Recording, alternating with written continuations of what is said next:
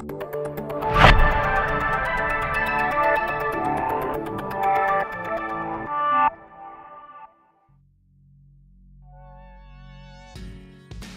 today what I have here is a block heater for my M998. This winter I had a multitude of issues. I had swollen glow plugs, I had a bad ESS box, and there were times where I could not start the vehicle. So in preparation for this winter, I have a block heater I purchased from a GM dealer. There is the part number if you're interested. It's 41 millimeter is what I measured, so any 41 millimeter block heater should work. This is a 600 watt. Comes with the cables and everything that you would expect for a block heater, and then I have a wrench laid out which I'll use to tighten it once I get it installed. So hopefully this will save me this winter from having some of those really tough starts and burning out my battery and my starter. So here I'm looking at the driver's side of the engine block, and it's pretty much the only accessible frost plug I can see. There's another one on the other side of the dipstick right behind there, but it looks even more difficult to get to. And if I'm not mistaken, that right there is the drain for your engine block. So if you decide, you can pull that plug out and drain all the coolant out of your engine block, but I'm going off of a complete guess here and what I've read online. So if you know more about what that is, feel free to post it down below.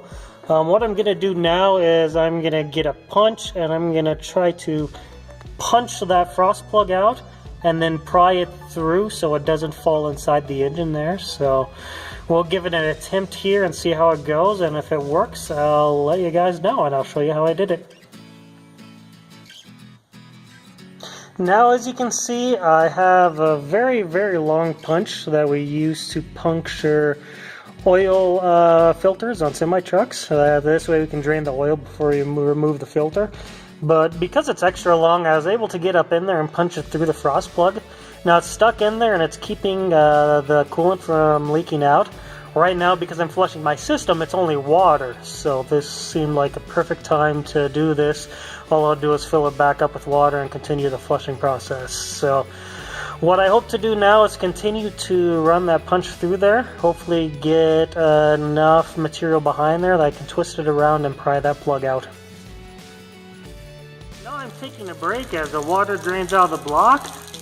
Just as a note, it won't come out too fast until you loosen the radiator cap.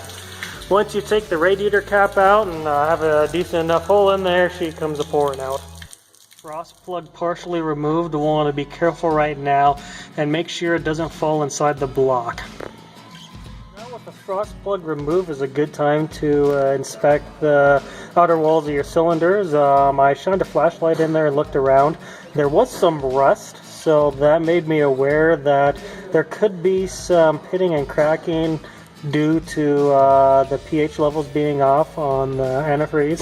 So I'll be sure to flush it good, make sure I put good antifreeze in, and that'll fix the pH levels. You can also charge your antifreeze, it seems like, and do some things just to make sure that's not too acidic to rot away your cylinders. So once you have that on, the block heater is pretty simple. You just slip her in there just like that. Push her in place, and there she is. There's a little Allen head screw right there. You can see right here. That's how you tighten her down. You just tighten her down, hook her up, and you should be set. Fill her full of water, and yeah, that should be about it. One thing I did do is I did use emery cloth to polish the rust off of the surface, and then I also put a little bit of dielectric grease in there just to make sure that there's a good seal so it doesn't leak. And yeah, as far as the frost plug itself, I ended up using a chain because we had a hole in it right there. I hooked an eyelet through that hole up to that chain, and I just yanked on her till she came out. So the block heater is installed and the cables run. I have my outlet right there. I just ran along this wiring loom down the firewall down there and over top of the hydraulic lines. So plug it in into the engine end, run your cable to wherever you want your plug-in to be, and that about sums it up. If you have any tips, let me know, but other than pulling the frost plug out, the job is pretty easy. If you have any questions or comments, feel free to leave them in the comments section below. Any additional information, links to tools or parts that I use will be provided in the description. Thank you very much for watching and have a wonderful day.